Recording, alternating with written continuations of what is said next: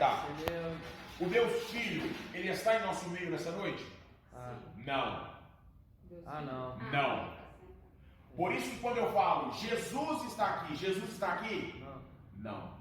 Porque ele mesmo disse, eu vou, mas eu enviarei o Consolador. Por isso que uma coisa é eu falar, ele está em todos os lugares, é diferente de eu falar que ele pode estar em todos os lugares. Deus está aqui na terra? Não. Aqui na terra nós estamos com o Espírito Santo. Nem Jesus está na terra, somente o Espírito Santo. Por isso que eu tenho que entender, uma coisa é ele poder estar em todos os lugares. Se Deus quiser estar dentro do prostíbulo, ele vai estar? Pode, mas ele está lá? Não. Aí vocês vão aprender isso lá na martiologia, que é a doutrina do pecado. Por que o inferno é um lugar ruim? É porque lá pega fogo? Não. É porque o diabo está lá? Não. Por que o inferno será um lugar ruim? Porque lá é o único lugar que a pessoa ela vai sentir a total ausência de Deus, é no inferno. É o único lugar onde o ser humano ele vai sentir a ausência total do Espírito Santo é no inferno. Por isso nós vamos aprender sobre isso também, lá na última aula, quando nós falarmos acerca da grande tribulação, quando é muito dito, o Espírito Santo na grande tribulação ele vai ser tirado da terra. Será que ele realmente vai ser retirado da terra? Será que ele realmente vai ser retirado da terra? Então são questões que nós precisamos trabalhar aqui de uma forma introdutória. Então vamos lá. Ele é onisciente, sabe todas as coisas, ele é onipotente, tem todo o poder, e ele é onipresente, ele pode estar em todos os lugares, ele pode estar em vários lugares. Eu preciso entender, quando eu pego o livro de Gênesis, que é onde aparece pela primeira vez o Espírito Santo, a Bíblia diz em Gênesis, capítulo 1, versículo 1 e 2, no princípio criou Deus os céus e a terra, e a terra estava sem forma e vazia, e havia trevas sobre a face do abismo, e o Espírito de Deus pairava sobre a terra. Então note-se que não está se referindo ao Deus Pai. Note-se que não está se referindo a Deus Pai que pairava, está se referindo ao Espírito. Por isso nós precisamos questionar o seguinte, isso aí vocês vão aprender lá ou na soteriologia, dependendo do professor que for aplicar a soteriologia, que a grade ela tem uma variação, ou na escatologia, que é quando chegar no céu, nós vamos ver 3 tronos. Será que vai ter 3 tronos no céu? Um trono para Deus Pai, um trono para Deus Filho e um trono para Deus Espírito. Será que no céu vai ser 2 tronos apenas? Um trono para o Espírito Santo e um trono para o Deus Filho? Ou será que lá no céu nós vamos ver apenas um trono? A personificação dos 3 em um. Então só para vocês entenderem que a matéria é muito mais complexa do que nós imaginamos. Então não é algo simples. Então quando o Espírito Santo ele aparece no livro de Gênesis, ele aparece como algo que movimenta, ou seja, algo que está movimentando, e ele pairava sobre o abismo. Então o Espírito Santo ele não fica parado, ele está ligado ao quê? Ao movimento, à força, à forma de agir. Quando nós chegamos, gente, lá no livro de Gênesis capítulo 6, vamos abrir a nossa Bíblia para vocês entenderem a primeira reação de quando o Espírito Santo ele sai do ser humano. Por que o Espírito Santo sai do ser humano? Vamos lá. Deus cria um homem, olha aqui para mim, nós vamos para o texto daqui a pouco, mas já deixa aberto esse Gênesis capítulo de número 6, só para vocês entenderem. Deus cria um homem, tira da costela a Eva, não é essa aqui, isso aqui não é o tema dessa matéria. Deus vai criar um homem, porém, quando Deus ele termina de criar um homem, a Bíblia diz que Deus ele vai soprar nas narinas do homem o Espírito. Então é nesse momento que o homem ele passa a ter o Espírito. Gente, não é o Espírito Santo, vamos entender. Aí eu tenho que fazer uma pausa para explicar sobre a composição do ser humano. Gente, a primeira aula ela parece um pouco mais chata assim, mas vocês verem que depois ela vai piorando. Depois vai piorando, depois vai ficando melhor, é sério. Quando o ser humano, de acordo com Paulo, quando ele fala para a igreja de Tessalônica, o ser humano ele é composto por quê? Ele é composto por espírito, alma e corpo. O que é corpo? Corpo é o que você está vendo. É o que você pega aqui, ó. É isso que me traz para o mundo físico, é o corpo. Por isso que você me vê, é a matéria, isso é corpo. O que é a alma? A alma, gente, é onde está armazenado o meu sentimento. A alma é aquilo que nós chamamos, metaforicamente, de coração. Porque, na verdade, o coração ele só é um órgão, só que bombeia sangue. O coração não armazena sentimento. Então é dito metaforicamente, meu coração está triste, meu coração está angustiado. Isso é uma metáfora, porque na verdade o sentimento ele está armazenado na alma. Então a tristeza, alma, alegria, alma, felicidade, alma, angústia, alma. Então todas essas manifestações são na alma. Então o ser humano ele é espírito, alma e corpo. Falando sobre o corpo, falando sobre a alma, agora vamos falar sobre o espírito. O que é o espírito? Toda manifestação, nós vamos falar mais sobre isso quando for falar sobre os dons espirituais. Toda manifestação do Espírito Santo na vida do homem, ela vai se dar pelo Espírito do homem. Esse Espírito do homem que foi soprado nas narinas de Adão. Quando a Bíblia diz, e soprou Deus o fôlego de vida. E soprou Deus nas narinas de Adão. Então, ou seja, quando Deus ele coloca o Espírito, não é o Espírito Santo, é o Espírito do homem, quando ele coloca o Espírito do homem, propriamente dito no homem. Então, o nosso Espírito, ele é um lugar que somente Deus consegue comunicar com ele. Somente Deus, ele tem poder para comunicar no meu espírito. O diabo não tem poder para trabalhar lá. Por isso que a manifestação dos dons espirituais, ela se dá no espírito do homem, que é quando há a junção do Espírito Santo de Deus com o espírito do homem. É aí que vem a manifestação dos dons espirituais. Mas e a possessão? A possessão, nós vamos falar hoje, mais lá no final da aula, a possessão, ela vem na alma. Por isso que quando uma pessoa está possessa pelo demônio, a pessoa ela esquece o que ela está fazendo. Por isso que ela fica sem sentido. Quando ela volta, ela não sabe o que ela falou, ela não sabe o que aconteceu, ela não sabe o que fez. Por quê? Porque o diabo ele trabalha na alma. O diabo não tem poder para trabalhar no espírito. O diabo não tem esse poder. É por isso que quando nós vamos definir sobre manifestação, eu preciso entender a manifestação, gente, de quebrar tudo, de jogar os trem pro alto, de fazer isso não é atribuição do Espírito, não. Isso não é o Espírito de Deus, não. Isso não é o Espírito Santo, não. Porque o Espírito Santo ele trabalha no Espírito, ele não trabalha na alma. Então, quem rouba sentido é a concorrência lá embaixo. Quem rouba sentido quando está manifestando é o diabo. Não é o Espírito Santo de Deus, não. Então, nós vamos trabalhando sobre isso aqui, então, para a gente começar a entender, nós vamos trabalhar mais isso no final da aula. Então, vamos lá.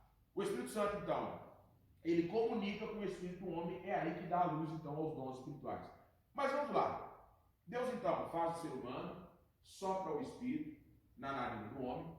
Você percebe que quando o homem cai, né, quando o homem peca, Deus dá uma sentença para o homem. Deus fala para o homem, olha, agora você vai morrer, agora do pó você veio, do pó você vai.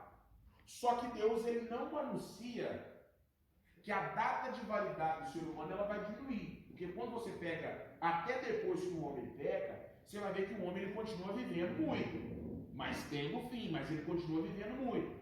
Você percebe que vai ter ali uns vivendo 700 anos, 800 anos, 700 anos, mesmo após o pecado. Porém, quando nós chegamos em Gênesis 6, que é onde vocês abriram a Bíblia, aqui Deus então ele vai colocar uma data de validade menor do ser humano. Olha o que o texto diz em Gênesis 6. Em Gênesis 6, a partir do versículo de número 5, diz o seguinte, Gênesis 6, 5.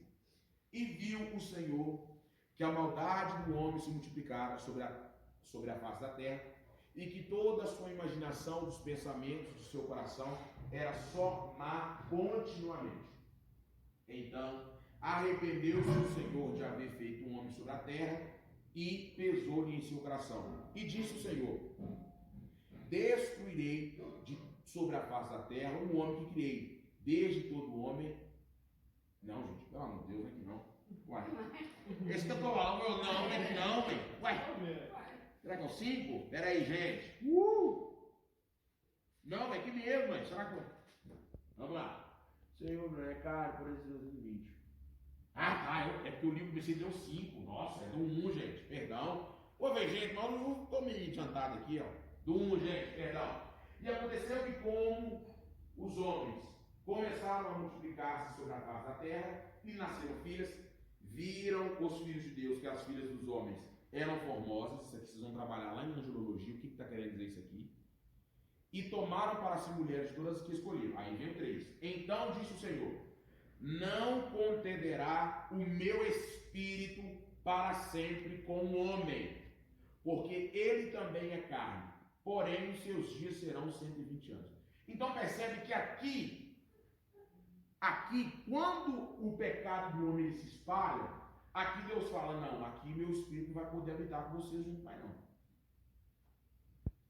Meu espírito não vai poder habitar junto com vocês mais não. Por quê? Porque ele já está apontando para o plano de redenção. Que o ser humano está indo para um lado que é muito perigoso para ele, o ser humano já não tem volta por si só, o ser humano já não consegue voltar mais para Deus. O que Deus vem e faz? Agora eu vou tirar o Espírito Santo. Ele não vai estar mais lado a lado, ele não vai estar mais junto com o homem, ele vai estar agindo ao redor, mas no homem propriamente dito não. Aí qual que é a primeira causa e efeito que tem? A vida do ser humano, a sua data de validade diminui. Então, ou seja, gente, pegando sobre Gênesis capítulo 6, versículo 1, 2 e 3, qual que é a primeira conclusão que nós chegamos acerca do Espírito Santo? Gente, só existe vida através do Espírito Santo. Por isso que lá na frente, é complicado eu dizer, que na grande tribulação o Espírito Santo vai ser tirado da terra. Gente, se o Espírito Santo for tirado da terra, a terra não dura 1 minuto. Se o Espírito Santo for tirado da terra, a terra não dura 1 minuto, não dura 30 segundos, porque é o Espírito Santo que preserva a terra. É ele que preserva a terra. Então não tem como a terra existir sem a presença do Espírito Santo. Então vamos lá, Gênesis 6, Deus então ele tira a presença do Espírito, ele não age mais juntamente com o ser humano, ele age ao redor. Então agora, quando eu chego no Antigo Testamento, como é que era a manifestação do Espírito Santo? O Espírito Santo, ele agia, ele se apoderava das pessoas. Gente, eu tenho que gravar isso. Apoderar e se apossar são duas coisas distintas. Eu preciso entender isso. Porque o Espírito Santo, ele se apossou. Não. Quem se apossa é o diabo. O Espírito Santo, ele se apodera. Principalmente nós vamos ver isso no livro de Juízes, quando Deus ele citava principalmente Sansão.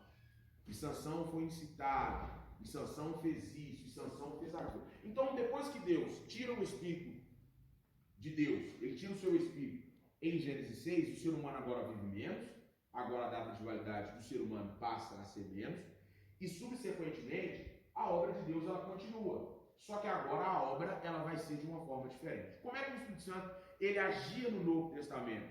Ele realizava, ele vinha, realizava a obra específica da pessoa e depois ele saía de novo.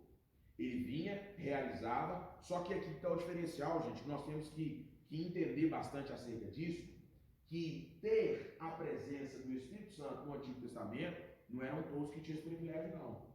Igual nós temos hoje. Hoje hoje nós temos o privilégio, sendo eu batizado pelo Espírito Santo ou não, eu tenho o privilégio de ter o Espírito Santo 24 horas por dia dentro de mim, agindo dentro de mim. Davi não tinha esse privilégio. Sansão não tinha esse privilégio. Muito embora Davi ele tinha um sentimento, né? Muito embora ele era muito usado por Deus frequentemente, mas o privilégio que nós temos de ter o Espírito Santo 24 horas por dia era o privilégio, por exemplo, que Salomão tinha. Tinha sabedoria, mas ele não tinha esse privilégio. Por isso que às vezes nós temos que tomar cuidado, porque fala assim, mas no Antigo Testamento era legal demais, era top demais, era não sei o quê. Mas você tem que entender que tem muito sentimento, muitas sensações que nós temos hoje, que eles não tiveram o privilégio de ter. Então no Antigo Testamento, como é que o Espírito Santo ele agia? Ele vinha, realizava uma obra específica que a pessoa tinha que realizar, e era somente pessoas selecionadas. Não é igual hoje. Hoje, gente, qualquer um que aceitar Jesus, qualquer um que aceitar Jesus e falar assim, olha, eu quero ter o Espírito Santo de Deus, gente, não estou falando de dons espirituais, estou falando de ter a presença do Espírito Santo. Nós vamos aprender sobre isso aqui. São duas coisas distintas. O batismo com o Espírito Santo e ter o Espírito Santo são duas coisas distintas. Todos aqueles que aceitam a Jesus Cristo, ele tem o Espírito Santo. Todos os que aceitam a Jesus Cristo. Mas é da igreja presbiteriana, não acredita na atualidade dos dons espirituais. Não interessa, ele tem o Espírito Santo. Dom espirituais. Dons espirituais e ter o Espírito Santo são duas coisas distintas. Isso vamos falar na próxima aula, são duas coisas distintas. Então, como é que era no Antigo Testamento, então? O Espírito Santo, ele vinha, realizava a obra da pessoa para uma obra específica, depois se retirava de novo. Então, não se tinha uma presença 24 horas por dia. Então, era só pessoas selecionadas. Hoje, qualquer um que aceitar e falar, eu quero ter o Espírito Santo, e ele aceitar Jesus de coração, ele tem a presença. No Antigo Testamento, não. Se alguém, por exemplo, fosse da tribo de Judá e ele não fosse nada, o Espírito Santo nunca ia agir na vida dele. Era somente na vida dos reis, no momento do aconselhamento, era só na vida do sumo sacerdote, na vida do sacerdote, na vida dos levitas e na vida dos profetas. Então não era na vida de qualquer um. Eu sou um ser humano, qualquer um, não tem cargo eclesiástico nenhum. Meu amigo, você é apenas mais um. Você é apenas mais um. No meio da multidão, você é qualquer um. Porque o Espírito Santo ele não se apoderava de qualquer um. Era somente de pessoas específicas. Aí, por isso que quando nós pegamos, por exemplo, principalmente o livro de Juízes, quando você vai ver Sansão ele era muito usado pelo Espírito Santo porque ele era um juiz, mas ele não era todo momento que Sansão era usado, não. Não era todo momento, não. Aí você vai ver diversas vezes a Bíblia dizendo assim, e o Espírito Santo se apoderou de Sansão, mas Sansão estava forte. E nós temos que entender isso. Sansão não era forte 24 horas por dia, não, irmãos. Ele não era forte 24 horas, não. Ele só era forte quando o Espírito Santo se apossava dele. E a força, gente, então quer dizer que a força estava no cabelo. Não, gente, a força não estava no cabelo. A força de Sansão estava na obediência. Grava isso. Não é no cabelo, é na obediência. Sansão, o seu cabelo, ele vai medir a sua obediência. O seu cabelo vai medir a obediência. Prova disso, que quando Sansão ele morre, o cabelo dele não estava grande. Mas mesmo assim ele teve força para derrubar o templo. E ele não estava com cabelo, ele não tinha cabelo, embora as raízes já estavam crescendo, mas ele já não estava cabeludo. Provando assim que a força não estava no cabelo propriamente dito, estava na obediência. Sansão, eu quero ver até quando vai a sua obediência. Então, ou seja, no Antigo Testamento essa era a forma do Espírito Santo trabalhar. Ele vinha, realizava uma obra, ele vinha, realizava uma obra, usava o profeta para entregar o recado que ele tinha. Nós devemos deixar isso bem claro, que o profeta, quando ele estava profetizando, ele não entrava em transe. O que é entrar em transe, gente? Os profetas do Antigo Testamento, até mesmo os escritores, os autores da Bíblia, eles não entravam em transe. O que é não entrar em transe, gente? O que é não entrar em transe? Eles estão conscientes do que eles estão fazendo. Por que eu tenho que tomar muito cuidado com isso, gente? Porque uma coisa que eu falo, que eu não penso no que eu falo, eu crio um preceito completamente errado. Vamos pegar, por exemplo, o profeta Isaías. O profeta Isaías, enquanto ele estava relatando as suas visões no livro de Isaías, ele estava consciente de tudo. Ele não estava inconsciente. Ele estava sob o controle de si. Ele estava sob o seu controle. Ele sabia o que ele estava falando. Assim também é o profeta Ezequiel nas suas visões. Embora Ezequiel é conhecido como o profeta maior, Ezequiel vai ter 4 visões apenas. Nós precisamos entender isso. Por que isso é relevante, gente? Nós precisamos entender que o Espírito Santo, ele usava as pessoas poucas vezes. Era poucas vezes que as pessoas eram usadas. Você pega, por exemplo, o profeta Ezequiel, aquele livro imenso que nós chamamos de profeta maior. Como assim profeta maior? É um profeta que tem muitos escritos, não quer dizer que a profecia dele é mais importante. Assim como Isaías também é profeta maior, Jeremias também é considerado um profeta maior, porque são profecias extensas. Quando você pega, por exemplo, o profeta Ezequiel, no livro dele, que é um livro imenso, ele teve apenas 4 visões. Então, ou seja, 4 vezes Deus falou com Ezequiel. 4 vezes Deus deu uma visão para Ezequiel. Então era um homem tido como profeta, mas somente 4 vezes, 4 visões Deus deu para ele. Então não era algo de uma vida inteira, é isso que eu quero que vocês entendam. O privilégio que nós temos hoje. Então o profeta ele não tinha o privilégio de ter 30 anos, por exemplo, dele ter a presença do Espírito Santo 30 anos. Todos os dias receber a presença dele. Não era assim, não. Era algo extremamente escasso. Era algo extremamente difícil de acontecer. Não era algo fácil de acontecer. Então, essa era a maneira do Espírito Santo trabalhar no Antigo Testamento. Por quê? Porque o pecado do homem, ele entrou, o homem agora ele não consegue estar mais próximo de Deus, porque o pecado ele não separa Deus do homem, grave isso. O pecado ele não separa Deus do homem, mas o pecado ele afasta o homem de Deus, são duas coisas distintas. Uma coisa é Deus se afastar de mim, outra coisa é eu se afastar dele. O pecado afasta eu dele, não ele de mim. Prova disso o próprio Adão.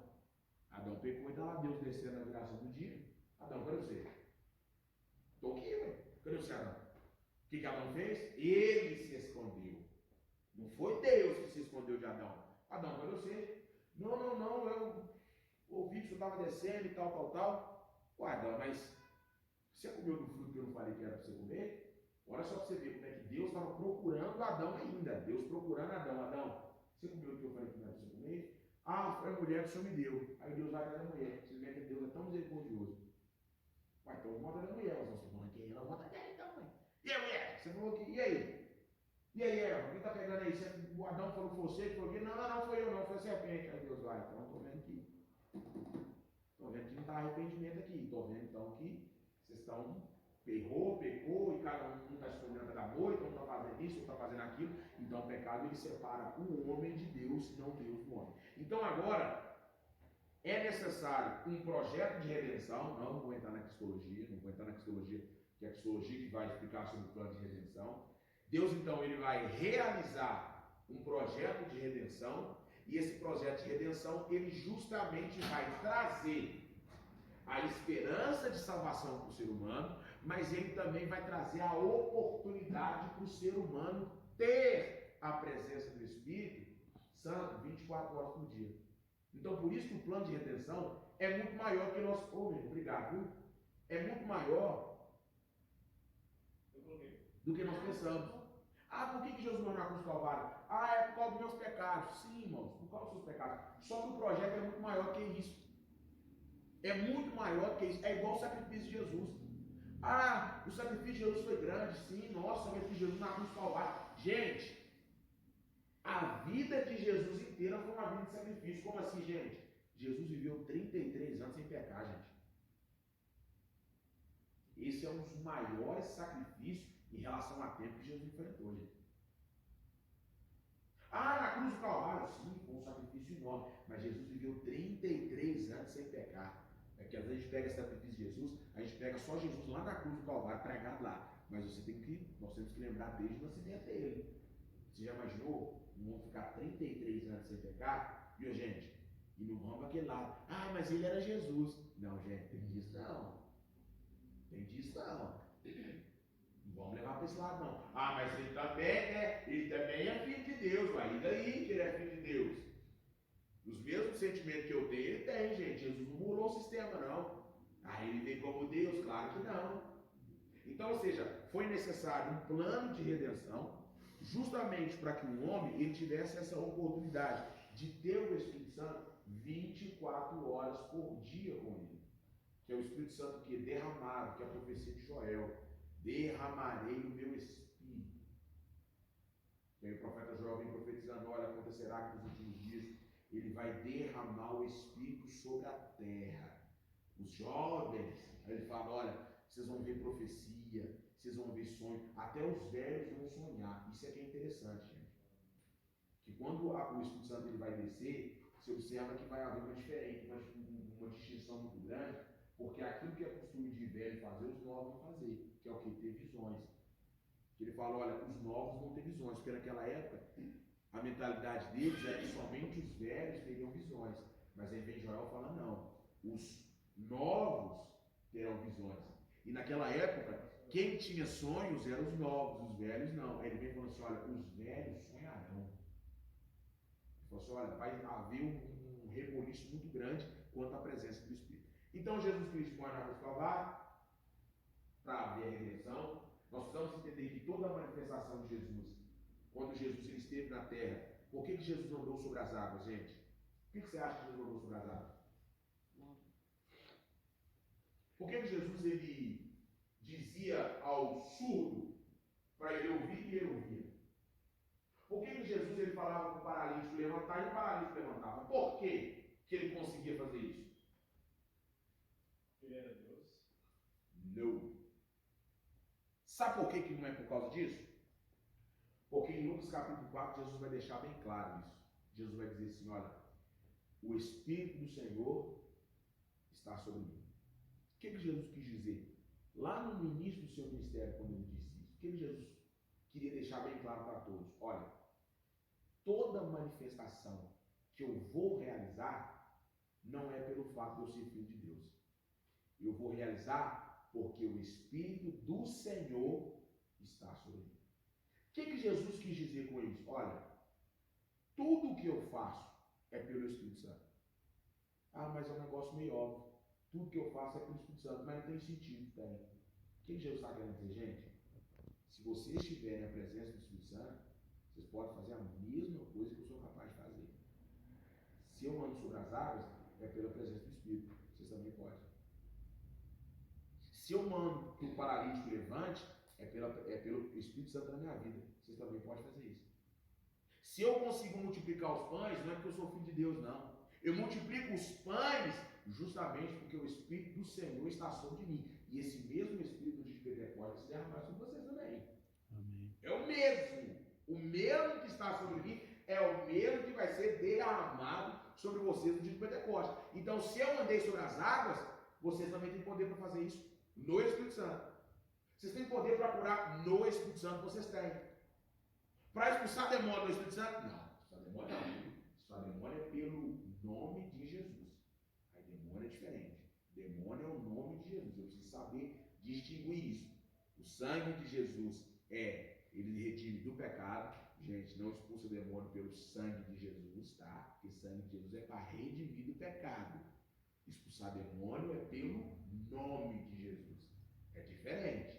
Uma coisa é eu expulsar o demônio, outra coisa é eu ser redimido do pecado. Redimido do pecado eu sou pelo sangue. Expulsar o demônio é pelo nome. Porque, né, às vezes a gente vê pessoas, saia, pelo sangue de Jesus, demônio, sai. Vai lá, pelo sangue ele vai, sim. É pelo nome, é o nome de Jesus. Então agora, Jesus ele deixa bem claro que todas as manifestações que ele vai realizar, tudo que ele vai fazer, é através do Espírito Santo, não é porque ele era o Filho de Deus, até porque eu preciso tomar cuidado com isso, gente, quando eu falo, mas ele também era Filho de Deus. Gente, vocês aprenderam isso na cristologia. Quando Jesus Cristo ele veio à Terra, em todos os momentos ele era 100% Deus, 100% homem. Mas ele deixou de ser Deus? Não, porque se ele consegue deixar de ser Deus, logo ele não é Deus. Como é que Deus consegue deixar de ser Deus? Não tem como.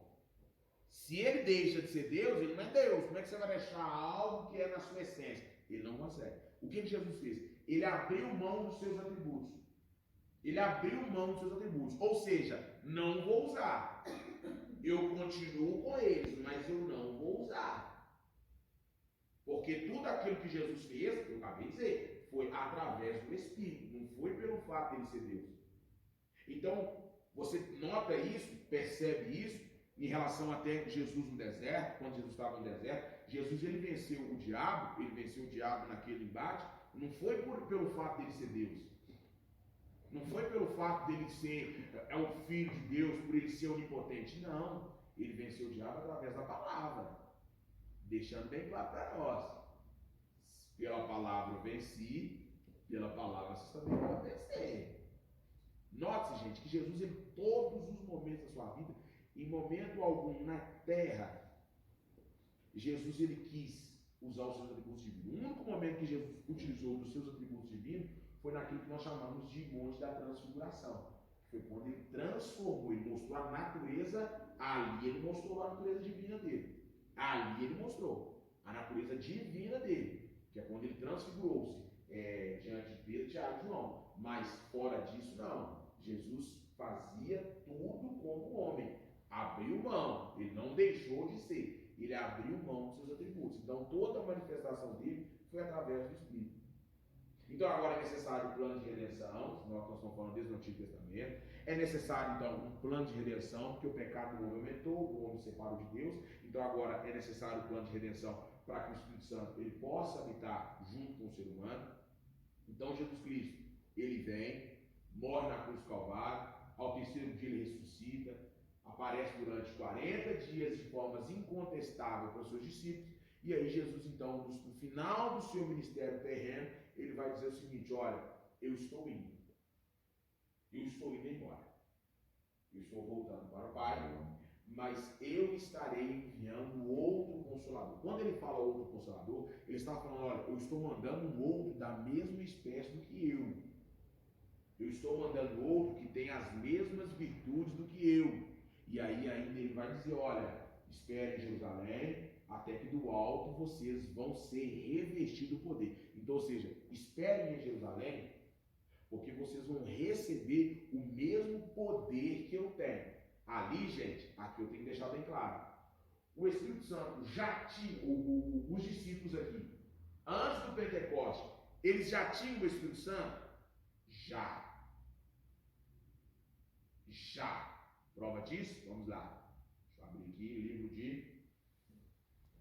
Só que eu marco aqui na minha Bíblia.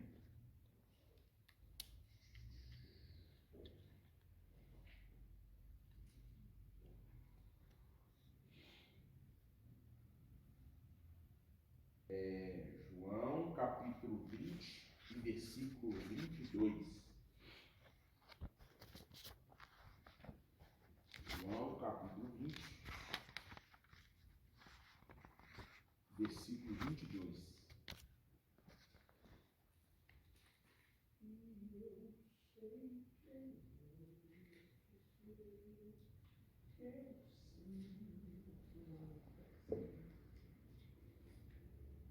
Aqui, gente, só para vocês entenderem. Jesus já havia aqui ressuscitado, tá, gente? Ele já havia ressuscitado, e aqui ele estava, então, diante dos seus discípulos. Aí, vamos ler a partir do versículo 21, diz assim: disse-lhe, pois, Jesus, outra vez, paz seja convosco. Aqui ele está apresentando a seus discípulos: paz seja convosco, assim como o Pai me enviou, também eu envio a vós. E havendo dito isso, assoprou sobre ele e diz o quê? Recebeis o Espírito Santo. Pronto. Aqui os discípulos estão recebendo o Espírito Santo. Por isso, gente, que eu disse no início que eu tenho que tomar cuidado. Aqui eu gosto sempre de dar uma pausa. O que nós devemos tomar cuidado em relação ao Espírito Santo é o seguinte: gente, nós temos duas fases de receber o Espírito Santo. Nós precisamos entender isso e ser bem claro nisso. O fato de existe o Atos capítulo 2, que nós vamos falar, que é o dia do Pentecoste, que ele está ligado a revestimento de poder.